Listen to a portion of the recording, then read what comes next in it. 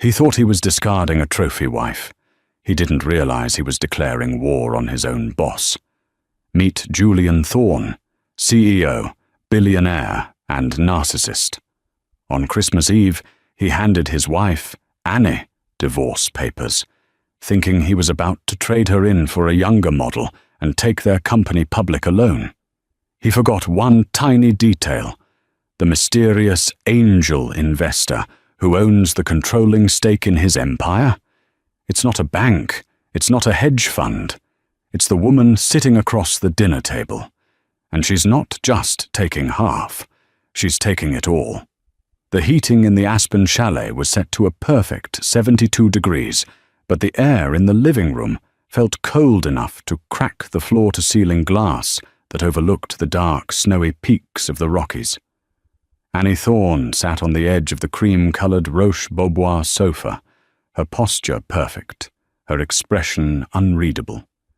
In her hand, she held a crystal tumbler of vintage Krug, the bubbles rising in a slow, hypnotic line. She wasn't drinking it. She was just watching the physics of it, grounding herself in the reality of the moment, because what her husband, Julian, had just placed on the coffee table felt like a hallucination. It wasn't a jewelry box. It wasn't the keys to the new Bentley Continental GT he had been hinting at for months. It was a thick, manila envelope. The legal kind. Julian stood by the fireplace, swirling a glass of Macallan 25. He looked every inch the tech visionary of the year, a title Forbes had bestowed upon him just last month. He was 42, handsome in a jagged, aggressive way, with hair that was artfully greying at the temples, and a bespoke Tom Ford tuxedo that cost more than most people's cars. He looked triumphant. That was the only word for it. "It's better this way, Elle," he said, his voice smooth, lacking even a tremor of guilt. "We've drifted. You know it. I know it. Thorne Dynamics is about to IPO. The roadshow starts in January. I need a clean slate. I need focus." Annie finally looked up from her champagne. Her eyes, usually a warm hazel, were flat. "A clean slate," she repeated, her voice low. "Is that what you call 20 years of marriage? A dirty slate that needs wiping?" Julian sighed, the exaggerated sigh of a man burdened by his own genius. "Don't make this emotional, Annie. It's business. My legal team has drawn up a generous settlement. The penthouse in Tribeca, the house in the Hamptons, and a monthly stipend that will keep you in whatever it is you do all day. Pilates? Charity luncheons?"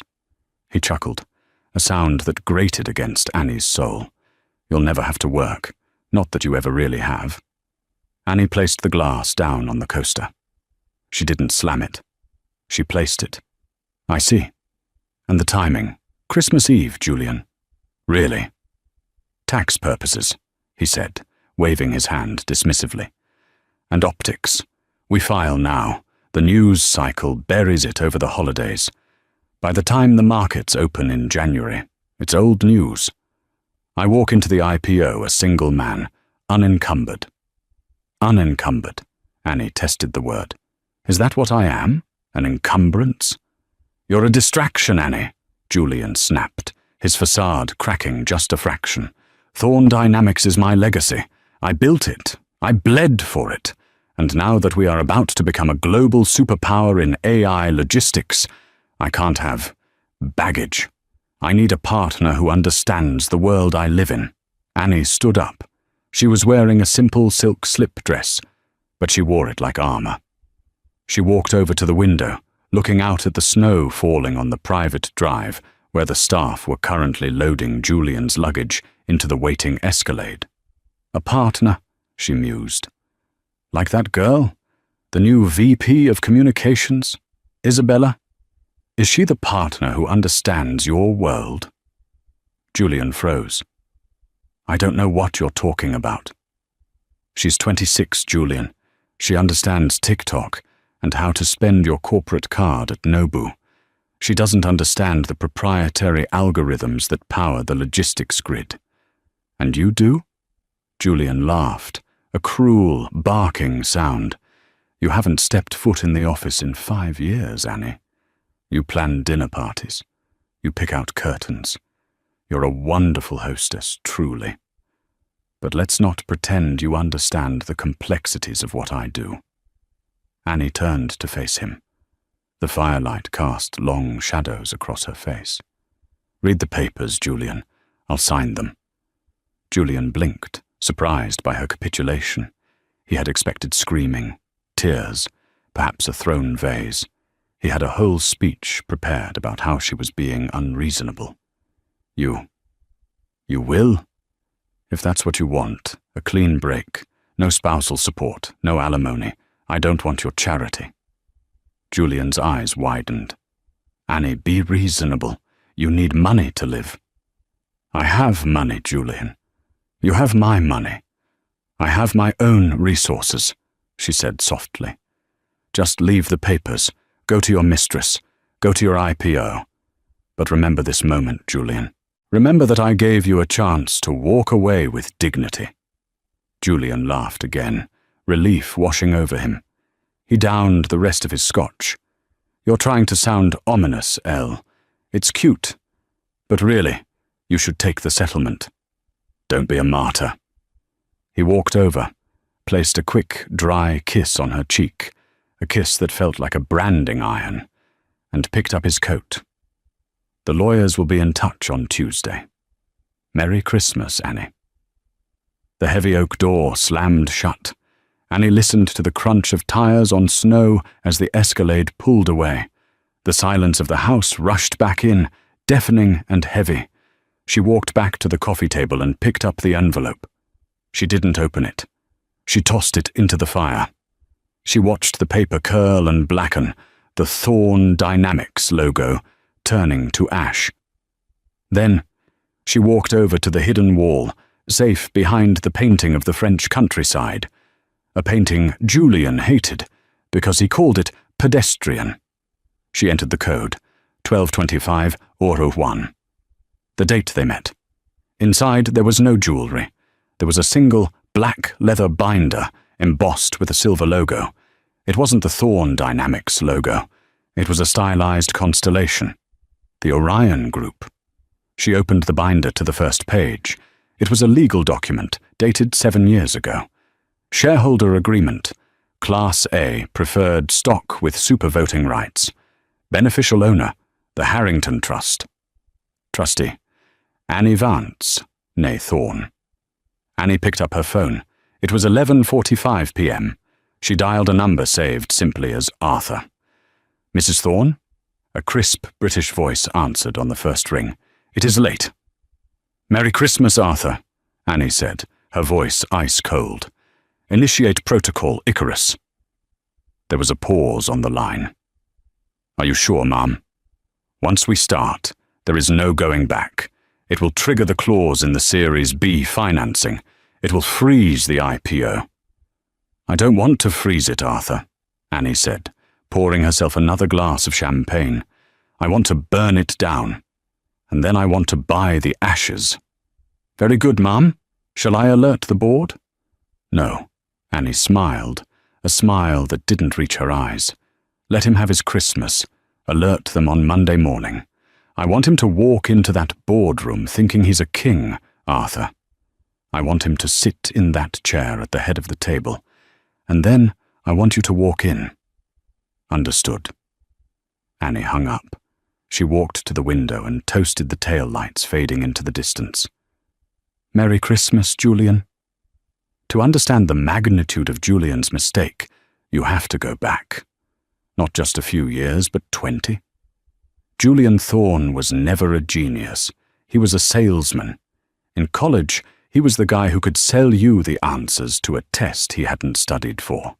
He had charisma, a jawline that could cut glass, and an ambition that bordered on pathology. But he couldn't code. He couldn't build. He couldn't see the patterns in the data. Annie Vance could. They met at a coffee shop near the Stanford campus. She was a scholarship student, a math prodigy who wore oversized sweaters to hide her figure and kept her head down to hide her intelligence. Julian was the golden boy of the business school, loud and brash. He spilled his latte on her notes. It was a cliché, but it worked. He charmed her. He told her she was beautiful when she took off her glasses. But more importantly, he listened when she talked about her thesis, a predictive algorithm for supply chain logistics based on ant colony behavior. That's boring, most people would say. That's $1 billion, Julian said. And he was right. They built Thorn Dynamics in a garage, naturally. But while Julian was out at mixers, shaking hands and securing angel investors with nothing but a smile and a PowerPoint deck, Annie was the one awake at 4 a.m., debugging the kernel that made the whole thing work. When the company launched, Julian became the face. It made sense. He was good on camera. He could speak in sound bites. Annie hated the spotlight. She had severe social anxiety in large crowds. She preferred the quiet hum of the server room. "You be the CEO," she had told him on their wedding night. "I'll be the CTO. We're a team." But as the years went by, the narrative shifted. The media fell in love with Julian. They called him the logistics king. They asked him about the code, and he answered with vague metaphors that sounded profound, but meant nothing. And Annie? She slowly disappeared from the company bios. First, she was co-founder. Then, founding engineer. Then, as the company grew and they brought in real executives from Google and Amazon, she was moved to an advisory role. "It looks better for the investors, Elle," Julian had said 5 years ago. "They get nervous when they see a husband and wife at the top. It screams, mum and pop shop. We need to look corporate. Take a step back. Enjoy the money. Let me handle the stress." She had agreed. She trusted him. She wanted to start a family. But the family never happened. Julian was always too busy. And as Annie stepped back, she noticed things. Discrepancies in the books. Risky loans Julian was taking to fund a lifestyle that was spiraling out of control. Private jets, parties in Ibiza, consulting fees paid to women she didn't know. The company was bleeding cash, despite the hype. They were months away from bankruptcy 7 years ago. Julian was frantic. He needed a massive injection of capital, or the whole house of cards would fall. That was when the Orion Group appeared. Julian thought it was a stroke of luck. A secretive European investment firm approached them, offering a $50 million lifeline in exchange for a 40% equity stake and, crucially, certain veto rights. Julian was so desperate he didn't read the fine print. He didn't care who Orion was. He just saw the check. He signed the papers. He toasted his own brilliance. "I saved us, Annie," he had bragged. He didn't know that the money came from Annie's inheritance. Julian knew Annie's parents were comfortable, professors at Yale. He didn't know that her maternal grandfather was Silas Harrington, a steel magnate who had died estranged from his family, leaving his entire estate in a blind trust for his only granddaughter to be accessed only when she turned 30. Annie had turned 30 the week Thorn Dynamics was about to collapse. She had used the money to save the company, but she didn't trust Julian anymore. She knew he was reckless. So she created the Orion Group. She hired Arthur Penhaligon, her grandfather's shark of a lawyer, to front the operation. For 7 years, Annie had been Julian's boss.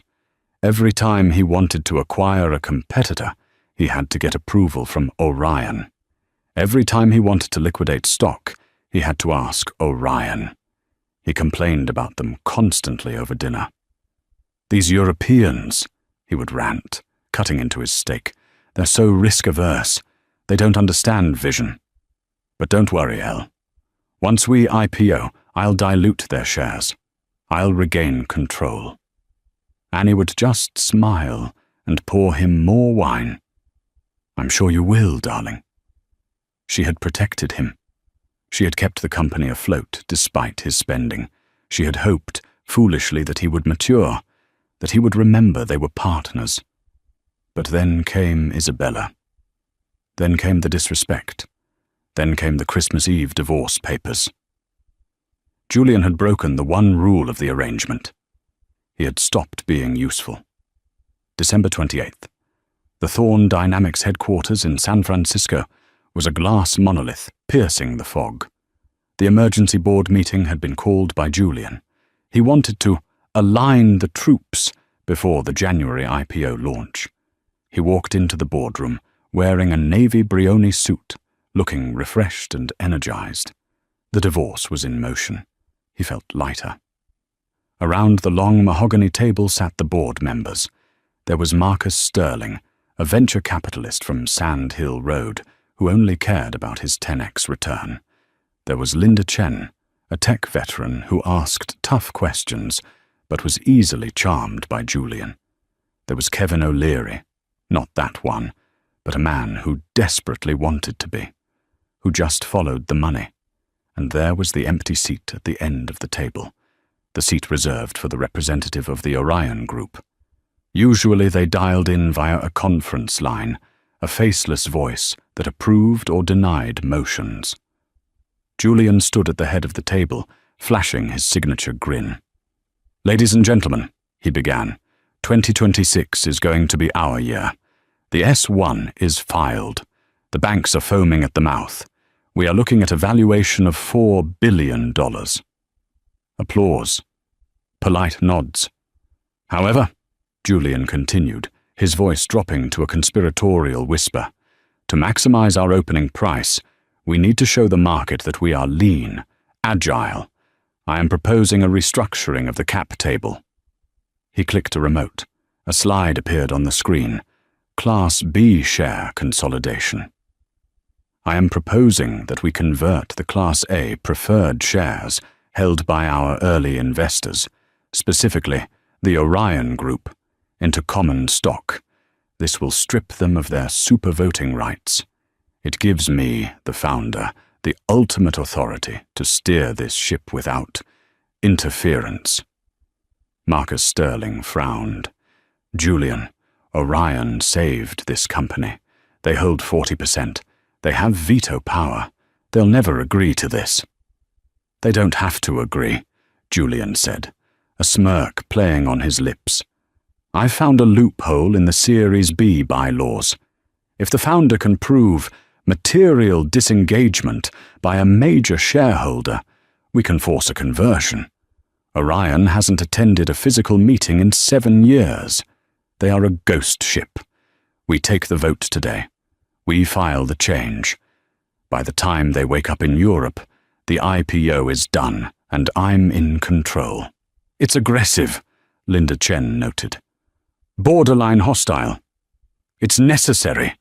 Julian slammed his hand on the table. Do you want to be managed by a spreadsheet in Zurich, or by the visionary who built this? He looked around the room. He had them. They were greedy. They wanted the IPO to pop just as much as he did. Let's take a vote, Julian said.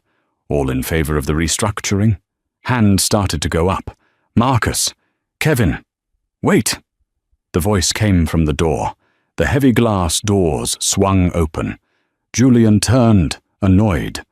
I gave strict instructions that we were not to be The words died in his throat. Walking into the room was not a secretary. It was Arthur Penhaligon. He was an older man, impeccable in a Savile Row 3-piece suit, carrying a leather briefcase, and walking right beside him, wearing a white power suit that looked sharp enough to cut skin, was Annie. Julian blinked. His brain couldn't process the image. Annie, what are you doing here? I told you, the lawyers will handle. Sit down, Julian, Annie said. Her voice wasn't loud, but it carried a weight he had never heard before. It wasn't the voice of his wife. It was the voice of the code. Excuse me? Julian laughed nervously. Gentleman, Linda, I apologize. My wife is taking the separation a bit hard. She's confused. I'm not confused, Mr. Thorne, Annie said, walking past him to the empty seat at the end of the table. The Orion seat. She didn't sit. She stood behind it, resting her hands on the leather. Arthur. She nodded to the lawyer. Arthur Penhaligon cleared his throat. He opened his briefcase and produced a stack of documents, sliding them down the table with practiced precision. "Mr. Thorne," Arthur said, his British accent cutting through the tension, "you are attempting to invoke Clause 14b, material disengagement, to strip the Orion Group of its voting rights." "That's right," Julian sneered, trying to regain composure. "Who are you? Orion's errand boy? Tell your bosses they're out." "I am the legal counsel for the Orion Group," Arthur said calmly. "And I am here to inform you that there has been no disengagement. The beneficial owner of the Orion Group has been intimately involved in the daily operations of this company for the last 7 years. In fact, she has been sleeping in your bed." The room went dead silent. You could hear the hum of the HVAC system. Julian looked at Arthur, then at Annie. He looked like a man trying to read a map in a language he didn't speak. "What?" Annie leaned forward. "I am the Orion Group, Julian." Julian shook his head. No, that's impossible. You do Pilates. You don't have money." "I have the Harrington Trust," Annie said, "and I own 40% of this company. I also own the debt you took out against your personal shares last year to buy that villa in Como. Did you think that was a bank loan? It was a private note. I bought it." She looked around the table at the stunned board members. "We are not converting the shares," Annie announced. "In fact, the Orion Group is exercising its right under the Series B agreement to call for a vote of no confidence in the CEO." "You can't do that!" Julian screamed. He looked frantic now, sweat beading on his forehead. "I am the founder. I am Thorne Dynamics." "You are a mascot, Julian," Annie said coldly, "and you're fired." "You need 51% of the vote," Julian shouted, turning to the board. "I own 30%. Marcus, Linda, Kevin, they own the rest. They won't back you. They know I'm the rainmaker." He looked at Marcus Sterling. "Marcus, tell her. If she ousts me, the IPO tanks. The stock goes to zero. You lose everything." Marcus looked at Julian, then at Annie. He did the math. A public fight would destroy the IPO, but Annie held the debt. "She's right about the debt, Julian?" Marcus asked quietly. "It doesn't matter," Julian yelled. "It matters," Annie interjected, "because the terms of the loan state that if the borrower ceases to be an executive of the company, the loan is called immediately. If Julian stays, I call the loan. He defaults. I seize his 30% stake.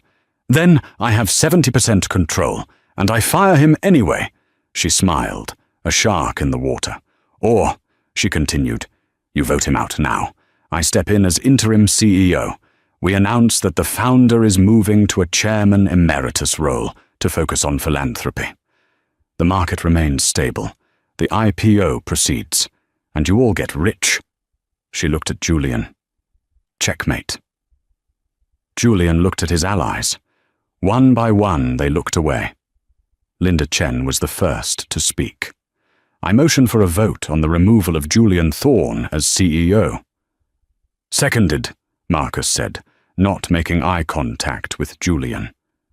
Julian stood there, his mouth open, his hands trembling. The room seemed to be spinning. "Annie," he whispered, his voice cracking. "Please, don't do this. I'm your husband."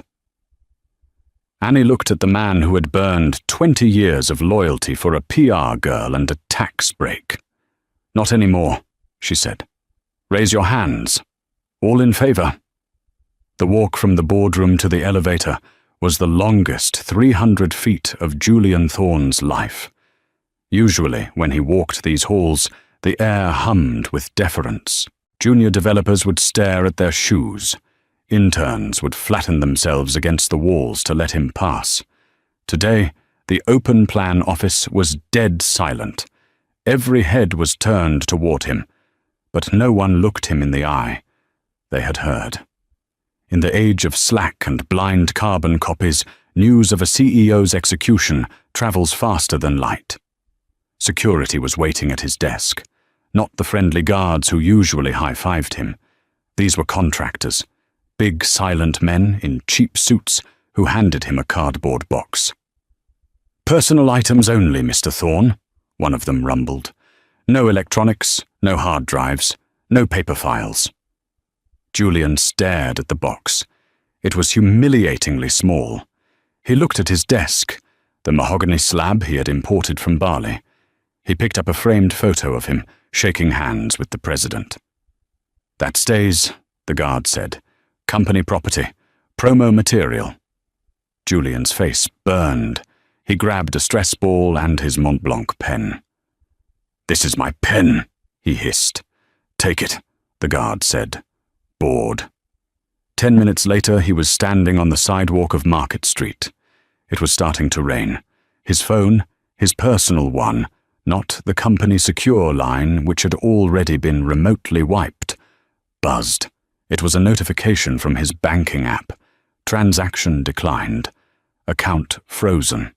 "Annie," he muttered, the name tasting like ash. She had moved fast. The loan default clause. She had locked his liquidity, but he wasn't worried. Not yet. He had assets she couldn't touch. He had cashes, and he had Isabella. Isabella wasn't just a mistress. She was his exit strategy. She was 26, brilliant, and arguably more ruthless than he was. She was the one who had convinced him to file for divorce on Christmas. "Rip the Band-Aid off, baby," she had whispered in his ear. "We'll take the IPO money, start our own fund, and buy an island." He hailed a cab. His Uber account was linked to the corporate card, which was surely dead, and gave the address for the penthouse in the Millennium Tower. He had bought it under an LLC 3 months ago. Technically, it was corporate housing, but he treated it as his love nest. He needed a drink. He needed a plan. He needed Isabella to tell him that Annie was a bitter old hag and that they would win in court. He keyed into the penthouse. "Bella? Baby?" The hallway was cluttered, not with the usual mess of designer shoeboxes, but with luggage. Louis Vuitton trunks were stacked by the door. Julian walked into the living room. Isabella was there, wearing a cashmere travel set, typing furiously on her phone. She didn't look up. "You heard," Julian said, loosening his tie. He walked toward the wet bar. "It's a nightmare. She ambushed me. It's a coup. But don't worry, I've got a lawyer who—" "I resigned," Isabella said. Julian stopped, the decanter of vodka in his hand. "What?" "I sent my resignation letter to HR 20 minutes ago, effective immediately." She finally looked up. Her eyes were dry. There was no sympathy in them, only calculation. That's good," Julian stammered. "Solidarity. We leave together. We'll start that fund sooner than we thought. I just need to access my offshore accounts and—" "Julian," she cut him off. "There is no we." She stood up and snapped her phone shut. "I just got off the phone with Marcus Sterling. He's staying on the board. He told me everything. Annie didn't just fire you. She invoked the bad actor clause in your vesting schedule. You know what that means, right?" Julian felt the room tilt. The bad actor clause.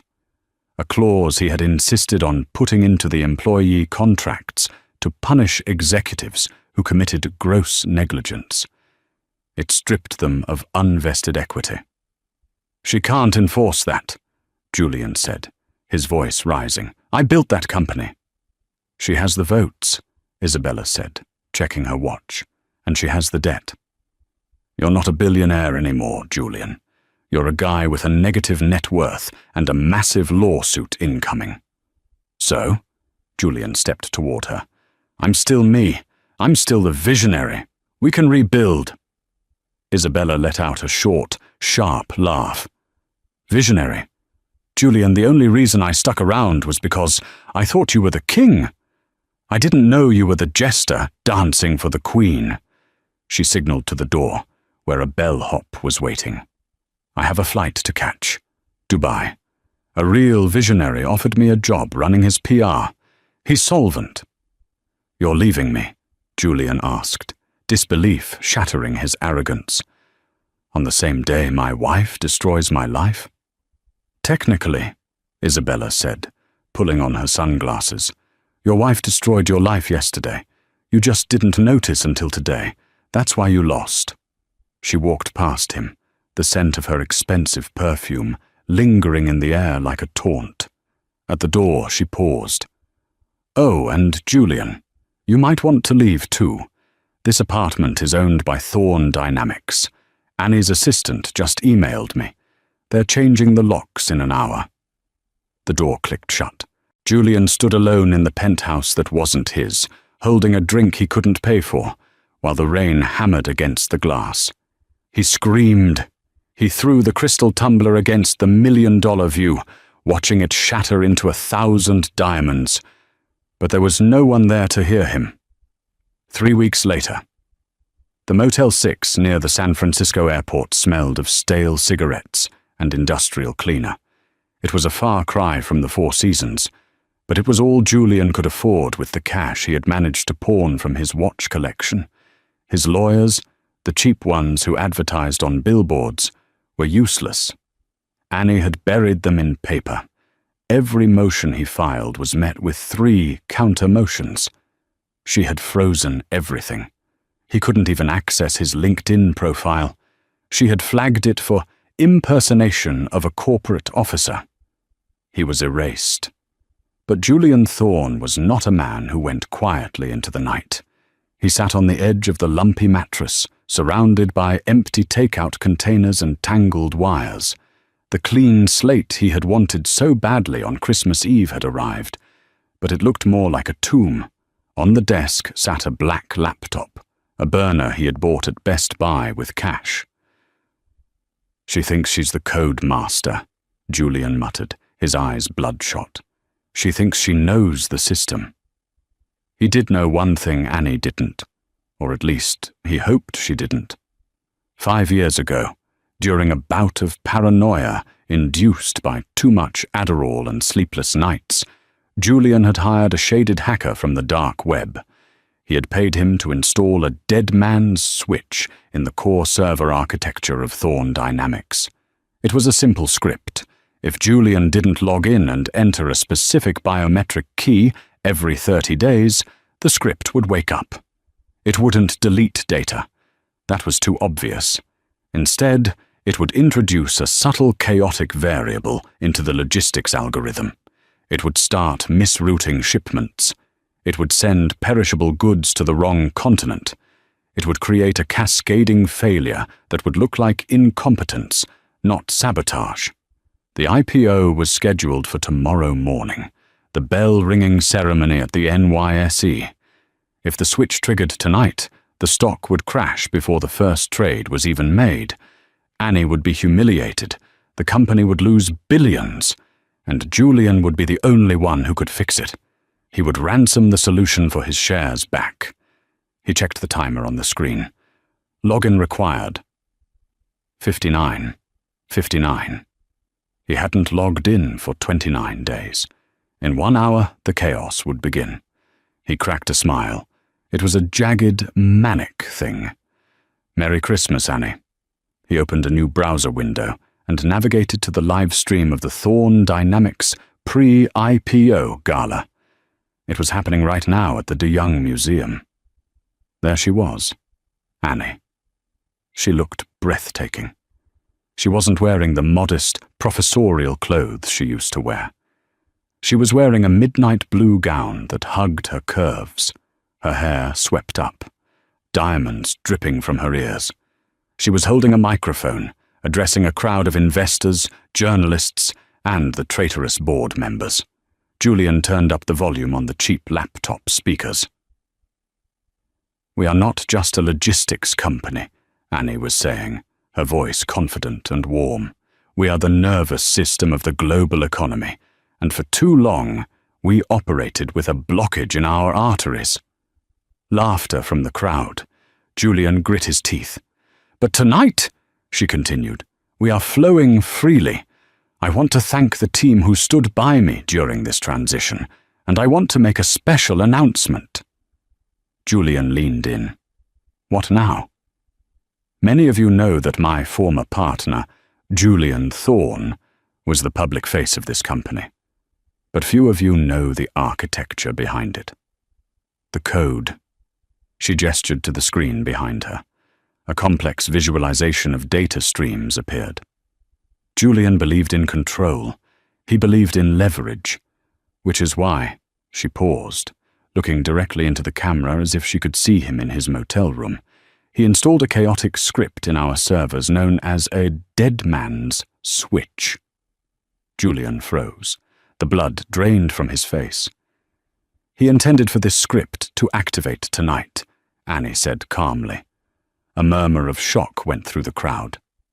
"He wanted to hold our data hostage, to crash our systems because he couldn't control them."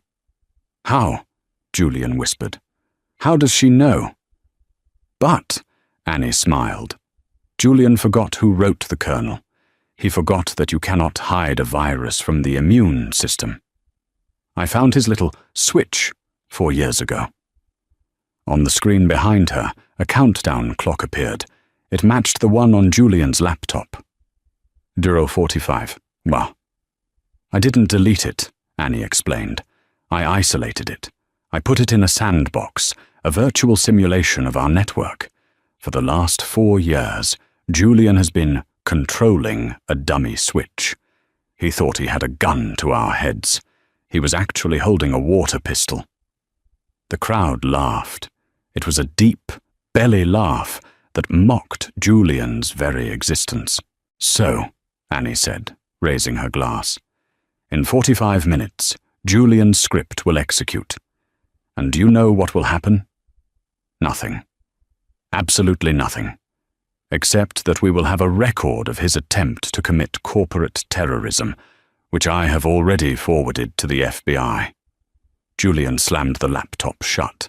He scrambled backward, knocking over a lamp. The FBI. He wasn't just broke. He wasn't just divorced. He was about to be a felon.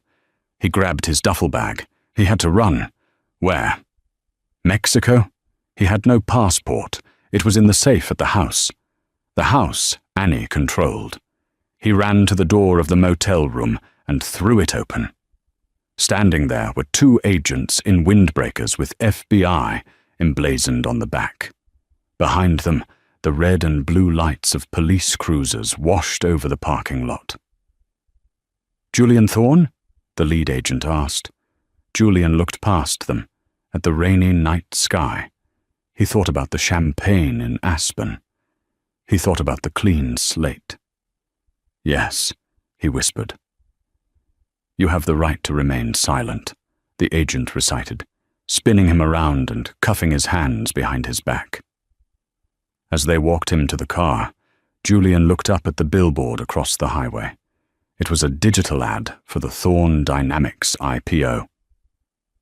Thorne Dynamics, the future is female. The tagline faded, replaced by Annie's face. She looked like a goddess of vengeance. Julian sat in the back of the cruiser. The realization hit him harder than the handcuffs. He hadn't just lost a wife. He had challenged the smartest woman he had ever met to a game of chess without realizing she had designed the board. And the game was over. The trial of United States verhost Julian Thorne was less of a legal proceeding and more of a public autopsy of a man's ego. Because of the high-profile nature of the IPO, which had launched successfully, valuing Thorne Dynamics at a staggering $4.2 billion, the judge allowed cameras in the courtroom. It was the most-watched stream on YouTube for 3 weeks straight. Julian sat at the defense table, a shadow of his former self. His bespoke suits were gone, replaced by off-the-rack attire that hung loosely on his frame. His hair, once artfully greyed, was now just grey. He refused to look at the gallery. Annie sat in the front row every single day. She didn't gloat. She didn't smirk. She sat with the poise of a marble statue, taking notes in a leather-bound notebook. Her presence was a psychological weight that crushed Julian.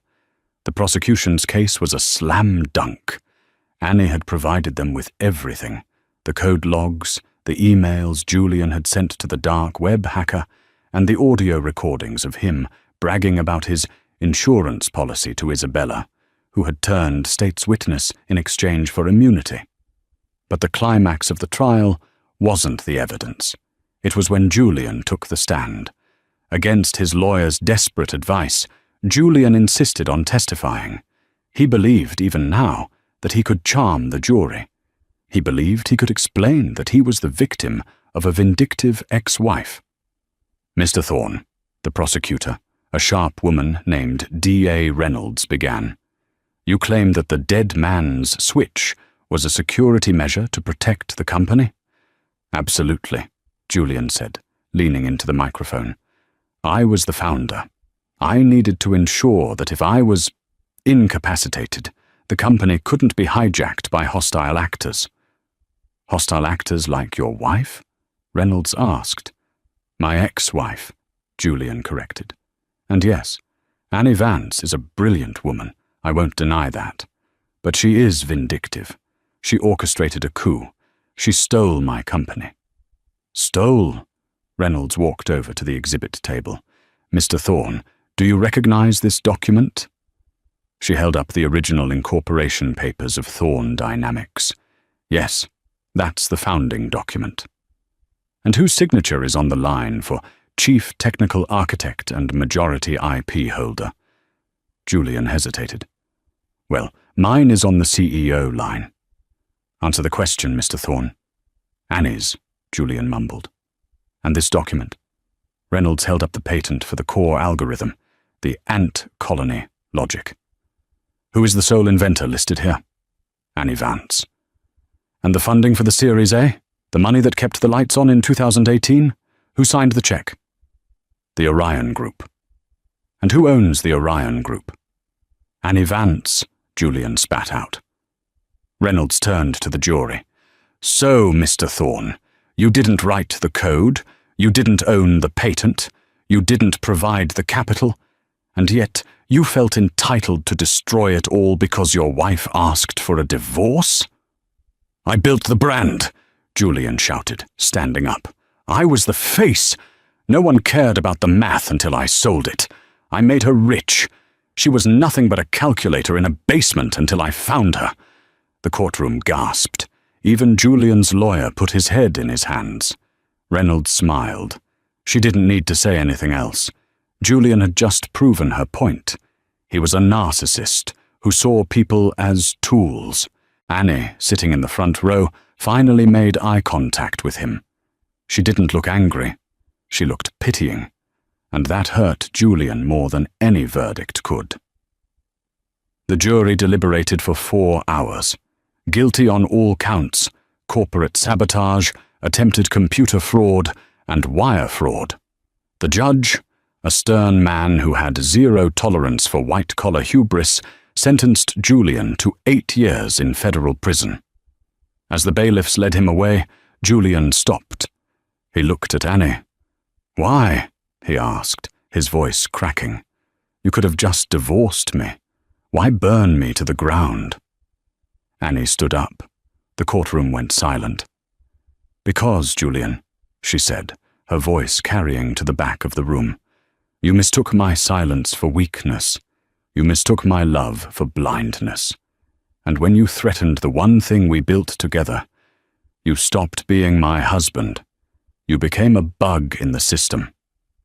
She turned and walked out of the courtroom, the camera flashes illuminating her like lightning. And I always debug my code. 2 years later. December 24th. The silence of the Aspen Chalet was different this time. 2 years ago, The silence had been a vacuum, a suffocating void left by a slamming door, and a marriage that had been dead for a decade. It had been the silence of a tomb. Tonight, the silence was heavy, but it was the good kind. It was the velvet quiet of a house that had just exhaled after a long, joyous day. It was the sound of a fire crackling in the hearth, the soft clink of cooling crystal, and the rhythmic, distant breathing of a sleeping child.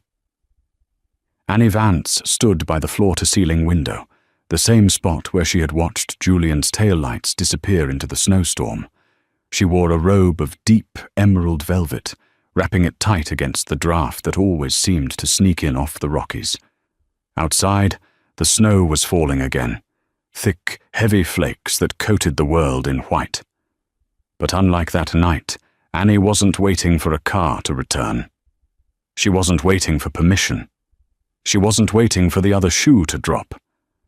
She was simply watching the physics of the snow, appreciating the chaotic perfection of it. "You're thinking about him," a voice said from the shadows of the living room. Annie didn't turn. She smiled, seeing Arthur Penhaligon's reflection in the glass. The old lawyer was sitting in the wingback chair, nursing a snifter of cognac. He looked older, his hair fully white now, but his eyes were as sharp as ever. "Not him, Arthur," Annie replied softly. "I'm thinking about the time. 2 years. It feels like a lifetime. In the corporate world, it is 3 lifetimes," Arthur chuckled. "You've done more in 8 quarters than Julian did in 8 years. The Financial Times piece this morning was complimentary." "The matriarch of Silicon Valley, was it?" Annie turned, walking back toward the fire. "They only call me that because they don't know what else to do with a female CEO who actually writes her own code. It scares them." "It inspires them," Arthur corrected gently. "The stock closed at $142 today. The Orion Initiative has funded 40 startups led by women in developing nations. You aren't just running a logistics company anymore, Annie. You're running an empire." She sat down on the sofa, tucking her legs under her. "It's funny. Julian always wanted the empire. He wanted the statues, the magazine covers, the applause. I just wanted the machine to work. I just wanted the logic to hold." "And it does," Arthur said, "because you removed the glitch." The glitch. Julian. Annie glanced at the coffee table. There, resting on a silver tray, was a letter. The envelope was plain white, stamped with the ominous block letters of the Federal Correctional Institution, Sheridan. It had arrived 3 days ago. She hadn't opened it until tonight, after the guests had left. Linda Chen, who was now her COO, Marcus Sterling, who had grovelled his way back onto the board, only to be kept on a tight leash, and the kaleidoscope of friends she had made since emerging from Julian's shadow. Arthur followed her gaze. "You read it?" "I did." "And?" Annie picked up the envelope. The paper felt cheap and gritty between her manicured fingers. "He's teaching," she said. "Introduction to Business Ethics. Can you believe the irony?" Arthur let out a bark of laughter. The wolf teaching the sheep how not to get eaten. Poetic. "He says he's writing a book," Annie continued, sliding the letter out. She didn't need to read it. She had memorized the scrawl. "He says he finally understands the difference between leverage and loyalty." She looked at the handwritten words. Julian's handwriting had changed. It used to be sweeping, arrogant, taking up 3 lines for a single sentence. Now it was cramped, small, the handwriting of a man who lived in a 6x8 cell. "L," the letter read. "I have a lot of time to think in here. The silence is the hardest part. I used to hate silence. That's why I talked so much. That's why I needed the parties, the IPO, the noise. I was terrified that if the noise stopped, I'd realize I had nothing to say. I watched your interview on Bloomberg last week. You changed the routing algorithm for the Asia-Pacific sector. It was brilliant. I would have tried to buy a shipping fleet to fix the delay. You just changed the math. That was always the difference between us. I tried to force the world to fit me. You just understood how the world worked. I don't expect you to reply. I just wanted to say that for 20 years, I thought I was the protagonist of this story. I thought you were the supporting character. I see now that I was just the antagonist, and the antagonist always loses in the end. Merry Christmas. J. Annie folded the letter and placed it back on the tray. She didn't feel the surge of vindication she had felt in the courtroom. She didn't feel the sharp sting of betrayal anymore. She felt a strange, hollow pity. Julian was a man who had built a castle out of sand, and he was finally understanding the nature of the tide. "Do you forgive him?" Arthur asked, watching her closely. Annie picked up her glass of Krug. She swirled the golden liquid. "Forgiveness implies that I'm still holding on to the anger, Arthur. I'm not angry. I'm just finished. Here's a line of code I commented out. He's still there, in the history of the program, but he doesn't execute anymore." A soft cry came from the nursery down the hall. Annie's expression shifted instantly. The cool, analytical CEO vanished, replaced by a warmth that lit up her eyes. She stood up, smoothing her velvet robe. "Duty calls," she whispered. She walked down the hallway to the nursery. It was painted in soft creams and yellows, a stark contrast to the stark modernism of the rest of the house. In the crib, Clara was stirring. Annie reached down and lifted the 6-month-old baby into her arms.